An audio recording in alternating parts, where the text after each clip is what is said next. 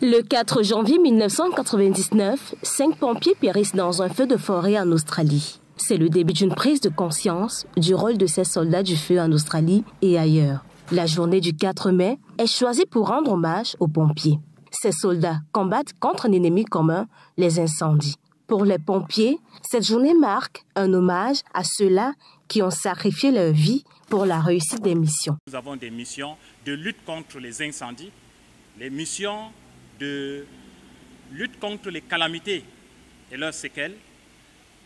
Nos missions sont également des missions de secours aux personnes et biens en péril, les missions de sauvegarde des biens, les missions de participation à la gestion des catastrophes et les missions de participation aux études et actions préventives. Malgré qu'ils se battent pour sauver des vies, ces derniers font face à une panoplie de difficultés. Il y a un manque criard des bouches et poteaux d'incendie dans la ville de Douala.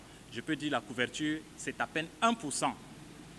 Ça, c'est la première difficulté, manque d'hydrant dans la ville de Douala. En seconde difficulté, c'est la perturbation même des lignes d'appel 118. Les sapeurs-pompiers sont appelés à être alertés lorsqu'il y a une situation d'urgence par le biais de la ligne 118. Mais il s'avère que cette ligne, comme c'est une ligne qui est gratuite, c'est vrai qu'au-delà de notre ligne qui est gratuite, nos interventions également sont gratuites. Donc cette ligne qui s'avère gratuite est également utilisée abusivement. Et conseil à donner à la population, c'est qu'encombrer les lignes 118 peut coûter fatalement à la société. Face à la saison des pluies qui s'annonce dans la ville, il sera important pour les habitants de Douala d'éviter des dégâts liés aux inondations. D'être conscient d'abord du risque d'inondation qu'il y a dans cette ville. Une fois qu'on a pris cette conscience, c'est le premier pas. Et en second, c'est de ne pas rester dans des zones inondables.